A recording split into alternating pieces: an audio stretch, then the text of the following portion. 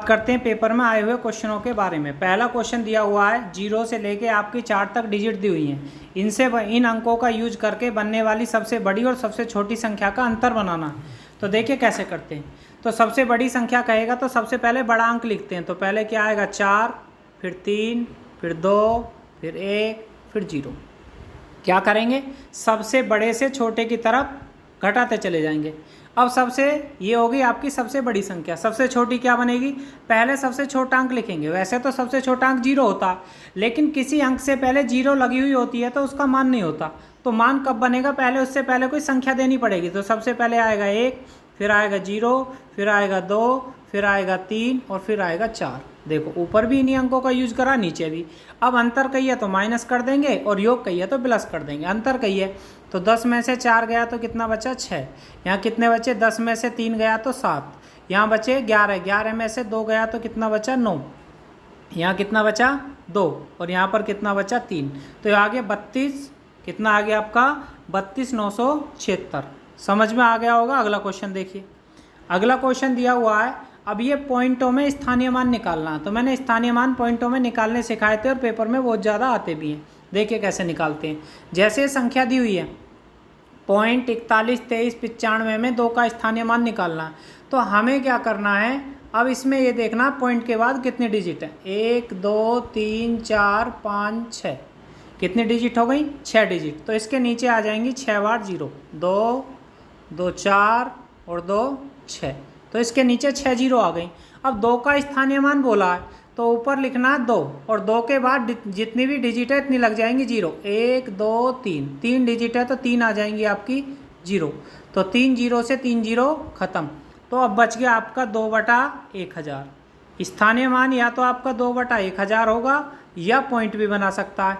Point बनाएगा तो कितना बैठेगा, 0.002। दोनों आंसर सही हैं, जैसा देगा ऐसा ही आप आंसर बता सकते हैं। अगला क्वेश्चन देखिए। अगला क्वेश्चन दिया हुआ, एक सभा में 12 सदस्य हैं, आपस में सभी हाथ मिलाते हैं तो कुल कितने बार हाथ मिलेंगे। ये भी पेपर में बहुत ज़्यादा क्वेश्चन आते हैं, अक्सर एसएससी वगैरह और पुलिस वगैरह में। तो देखिए इसका फॉर्मूला होता है n-1/2। ये किसका फॉर्मूला होता है, हाथ मिलाने वाले का। तो n का मतलब कितने सदस्य हैं, आपके सदस्य हैं हमारे 12। -1 का मतलब एक कम कितना बैठेगा 11 और बटे 2। 2 से 12 कितने बार कटेगा, 6 बार और 11 चिक्का 66। तो कितने बार हाथ मिलेंगे, 66 बार। तो हमारा आंसर आ गया 66। दोबारा बता देता हूँ, फॉर्मूला होता n-1/2। तो n की जगह मैंने कितना लिखा 12, एक कम करा तो 11 और बटे 2। 2 से 12 कटा 6 बार और 11 चिक्का 66। अगला क्वेश्चन देखिए। अगला क्वेश्चन दिया हुआ, एक सभा में 30 सदस्य हैं, सभी आपस में गिफ्ट बांटते हैं तो कुल कितने गिफ्ट बनेंगे या बटेंगे। तो देखिए कैसे करते हैं। इसका तरीका जो होता है गिफ्ट वाले का, n और n-1। गिफ्ट वाले में बाई 2 नहीं होता। तो n का मतलब कितने सदस्य हैं 30 और एक कम कितना बैठेगा 29। 29 की 30 में गुना करेंगे तो 29 30 होते हैं 87। तो कितना आएगा आपका 870। n-1 ये गिफ्ट वाले के लिए, हाथ मिलाने वाला कहेगा तो बाई 2 भी लग जाएगा। अगला क्वेश्चन देखिए। ये पेपर में बहुत क्वेश्चन आते हैं, इसे एडवांस मैथ के क्वेश्चन कहा जाता है। x + 1/x बराबर, यदि कहीं 3 दिया हुआ है, स्क्वायर में पूछ सकता है, 3 में पूछ सकता है, 4 पावर में, 5 पावर में, कितने में पूछ सकता है। तो देखिए पहले मैं आपको पावर 2 वाला बताता हूँ। तो कहीं x + 1/x बराबर 3 दिया हुआ, 2 वाला पूछता तो इसका फॉर्मूला होता है a² - 2। a का मान कितना दे रखा है 3, 3 का स्क्वायर माइनस 2। तो 3 का स्क्वायर होता 9, 9 में से 2 गया तो इसका आंसर कितना आएगा 7। जो आगे पावर वाले हैं वो मैं आपको नेक्स्ट वीडियो में भी बता दूंगा। अगला क्वेश्चन देखिए।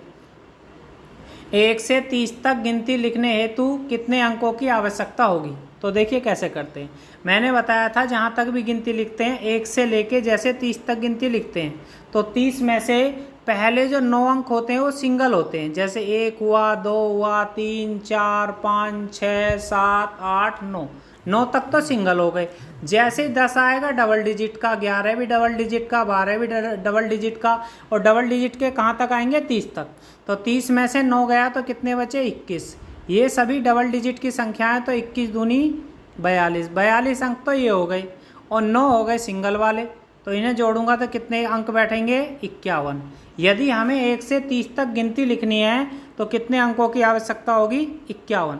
अगला क्वेश्चन देखिए, 5 लगातार संख्याओं का योग 540 है, तो सबसे बड़ी और सबसे छोटी संख्या का योग।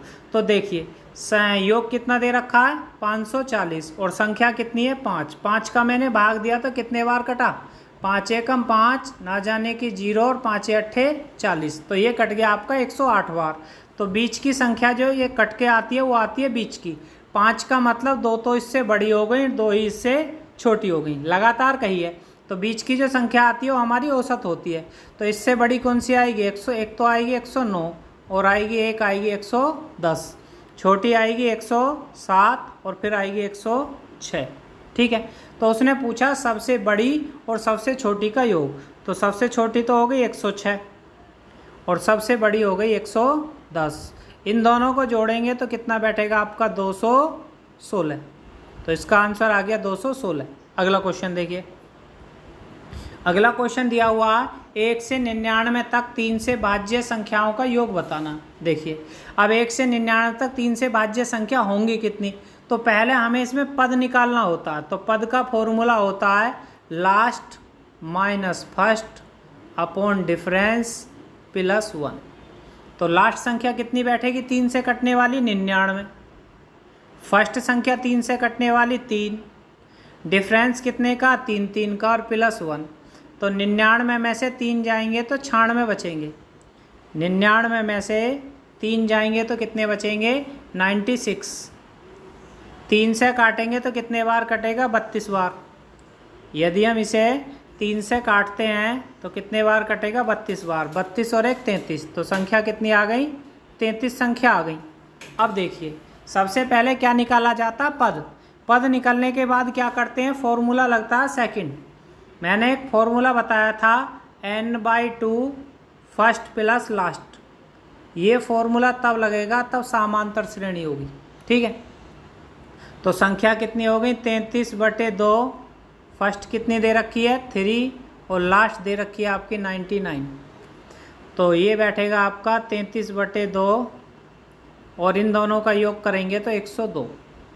तो 2 से 102 कटेगा आपका 51 बार। 33 और 51 की क्या हो जाएगी? मल्टीप्लाई। 33 और 51 की, तो 33 एकम 33 का 3, हासिल लगे 3, 33 पंजे, 3 पंजे 15, 3 पंजे 15 और 1 16, 165 और 3 168। तो ये आपका कितना बैठेगा? 1683। अगला क्वेश्चन देखिए, अगला क्वेश्चन दिया हुआ है, क्वेश्चन दिया हुआ है 1 से 100 तक गिनती लिखने हेतु कितने बार शून्य आता है? तो देखिए इसे निकालने का तरीका तो वही तरीका है। पहले शून्य कहाँ पे आएगा? 10 पर, फिर 20, फिर 30, 40, 50, 60, 70, 80, 90 और 100। ठीक है, अब ये गिन लेंगे तो कितना है? 1 2 3 4 5 6 7 8 9 और 2 11। तो कितने शून्य बैठेंगे आपके? 11। 1 से 100 तक गिनती लिखने हेतु कितने बार शून्य आता है? तो इसका आंसर होगा आपका 11। अगला क्वेश्चन देखिए, अगला क्वेश्चन है क्यूब वाला। क्यूब वाला क्वेश्चन मैंने आपको पहले भी बताया था, आप एक बार निकाल के देखना फिर वीडियो देखना। तो देखिए क्यूब वाले का फॉर्मूला होता है आपका, मैंने वो लगातार बताया था, लेकिन ये लगातार नहीं है, 2 2 के डिफरेंस पे है। तो फॉर्मूला होता है लास्ट संख्या उससे अगली संख्या बटे 2 गुना अंतर। 2 2 का अंतर चल गया, तो लास्ट के बाद अगली जो आएगी वो 21 नहीं आएगी, 22 आएगी। क्यों? जब इनमें 2 2 का डिफरेंस चल गया तो 20 के बाद 2 के डिफरेंस पर 22 ही बैठेगी। ठीक है, अब देखिए अभी, और उसका भी होल स्क्वायर, और जितने का डिफरेंस है उसकी बाहर भी मल्टीप्लाई होगी। तो 2 दूनी 4 से कितने बार काटा? 5 बार। तो 22 पंजे 110 का होल स्क्वायर हो गया, तो 110 का होल स्क्वायर मल्टीप्लाई 2। तो 11 का होल स्क्वायर होता है 121, और वर्क करने पर 0 हो जाती है 2 गुनी, और उसका 2 गुना। तो 12 का तो बैठेगा 24 दो गुना, 1 का बैठेगा 2 और डबल 0, तो इसका आएगा 24 2 डबल 0, तो 24,200 इसका आंसर हो गया। अगला क्वेश्चन देखिए। अगला क्वेश्चन दिया हुआ 12 भुज के अंतः कोणों का मान क्या होगा। मैंने आपको कुछ पहले वीडियो बनाए थे, उसमें बताया था कि कोणों का योग कैसे निकाला जाता है, विकर्ण कैसे निकाले जाते हैं। इसमें ना तो कोणों का योग पूछा, ना ही विकर्ण पूछा, अंतः कोण का मान पूछा। तो अंतः कोण निकालने के लिए सबसे पहले हमें कोणों का योग निकालना पड़ेगा। तो कोणों के योग का फॉर्मूला होता है n-2 गुना 180। ठीक है, तो n का मान आ गया 12 - 2 गुना 180, तो 12 में से 2 गया 10 गुना 180, तो ये आ गया आपका 1800। ठीक है, कितना आ गया 1800। अब जो भी योग आया उसमें जितने भी भुज हैं, जितनी भी भुजा हैं उनका भाग दे देना, तो किसका मान आएगा अंतःकोण का। तो 12 15 में 180 होता, तो कितने बार कटा 150 बार। 12 15 में 180 होता, तो इसका मान कितना आ गया 150, और ये किसका मान आया अंतःकोण का मान आ गया आपका 150। अगला क्वेश्चन देखिए। अगला क्वेश्चन दिया हुआ किसी 3 अंकीय संख्या में उसके अंकों का योग घटाने पर हमेशा किससे घटेगा। तो 3 अंकों की कोई भी संख्या लिखी मैंने, सबसे छोटी 101 ही लिख ली, या 100 भी लिख सकते हैं, और उसके अंकों का योग 2 है, 2 घटा दिया तो कितना बचा 99। तो 99 9 से भी कटता है और 11 से भी कटता है। मैंने दूसरा लिखा, मैंने लिखा 102, इसके अंकों का योग बैठा 3, 3 घटाया तो फिर 99 आ गया। तो अभी तक तो कोई मालूम नहीं हुआ। मैंने कोई बड़ी संख्या लिख दी, 143 लिख दी। अब 4 3 7 और 1 8, 8 घटा दिया तो कितना बैठेगा 143 में से 8 घटा दिया तो बैठेगा 135। अब जाके यहाँ हमें मालूम हुआ कि ये 11 से तो कटने वाली नहीं है, लेकिन किससे कटने वाली है 9 से। तो इसका आंसर क्या आएगा 9। आई होप आपको समझ में आ गया होगा। अगला क्वेश्चन देखिए। अगला क्वेश्चन दिया हुआ है 4 अंकों की सबसे छोटी पूर्ण वर्ग संख्या। तो हमें क्या करना है, 3 अंकों की संख्या जो है वो सबसे बड़ा वर्ग करना। तो वर्ग पढ़ने शुरू करते हैं, तरीका भी बताया जाएगा। मैं शॉर्ट तरीका बताता हूँ पहले। तो जैसे 30 का वर्ग 900 होता है, 3 अंकों का हो गया। फिर 31 का 961 होता है, तो 961 होता है 31 का, अभी 3 अंकों में चल रहा वर्ग। और 32 का होता है 1024। सबसे छोटा हो गया है 4 अंकों का, और ये 3 अंकों का सबसे बड़ा हो गया। यदि आपको वर्ग याद है तो आप शॉर्ट तरीके से कर सकते हैं। वर्ग पढ़ते जाइए, जहाँ भी 4 अंकों में पहला वर्ग बैठ जाएगा। 32 का कोई ज़्यादा नहीं है, 50 तक याद होने चाहिए, वैसे मैंने तरीका बताया। तो 32 का होता है 1024, तो 1024 कितने का होता है 32 का वर्ग। तो सबसे छोटी 4 अंकों की क्या हो गई है पूर्ण वर्ग संख्या। अगला क्वेश्चन देखिए। अगला क्वेश्चन दिया हुआ है, ये पेपर में कई बार आया हुआ, 2 संख्याओं का योग 60 है, एलसीएम 72 है और एचसीएफ 12 है, तो बड़ी संख्या। वैसे योग से हमारा कोई लेना देना नहीं होता, संख्या ऐसे ही निकल जाती हैं। योग तो इसने सवाल को बढ़ाने के लिए दिया, तो मैंने एक फॉर्मूला बता रखा, एलसीएम में एचसीएफ का भाग दे दो तो हमेशा क्या कट के आएगा गुणनफल। ठीक है, तो एलसीएम कितना दिया हुआ 72, 72 में 12 का भाग दिया तो कितने बार कटा 6 बार। 6 किस किस की गुना होती है 2 गुना 3। ठीक है, अब संख्या पूछिए, ऐसे तो 1 गुना 6 भी होता है, लेकिन हमें ऐसे फैक्टर करना हो 1 से बड़ा होना चाहिए, तो 2 तिया होता है। तो संख्या पूछेगा तो मैं से कि इसमें भी गुना और इसमें भी गुना, तो छोटी तो बैठेगी 24 और बड़ी बैठेगी 36, तो बड़ी संख्या कितनी आ गई 36। छोटी पूछेगा तो 24 और दोनों को जोड़ेंगे तो योग कितना आएगा 60। अगला क्वेश्चन। अगला क्वेश्चन दिया हुआ है, इसका घनमूल निकालना। तो देखिए घनमूल कैसे निकालते हैं। घनमूल निकालने का तरीका होता है, इसके ऊपर बना दीजिए घनमूल का चिन्ह। अब घनमूल में बनते हैं 3 के जोड़े। अब मुझे 1 से 10 तक के घन याद होने चाहिए तभी निकाल सकते हैं, अन्यथा नहीं निकाल सकते। अब ये देखना 8 किसके घन के बाद में आता है, 1 का घन 1, 2 का घन 8, तो 8 किसके घन के बाद में आता है 2 के घन के बाद में। बस 1 से 10 तक के ही देखने हैं। उसके बाद जिसका जोड़ा बनाया था 3 का, वो तीनों काट देने। अब बचा कितना 778। अब ये देखना किसके घन के पास है, घन पढ़ते जाने। 5 का घन 125, 6 का 216, 7 का 729, 7 का 343, 8 का 512, 9 का 729 और 10 का 1000। तो 8 का 512 और 9 का जो होता है वो 729 होता है, तो उसके पास है, क्योंकि 10 का 1000 इससे ज़्यादा हो जाएगा, ज़्यादा लेना नहीं है, कम ही लेना। तो किसके घन के पास है?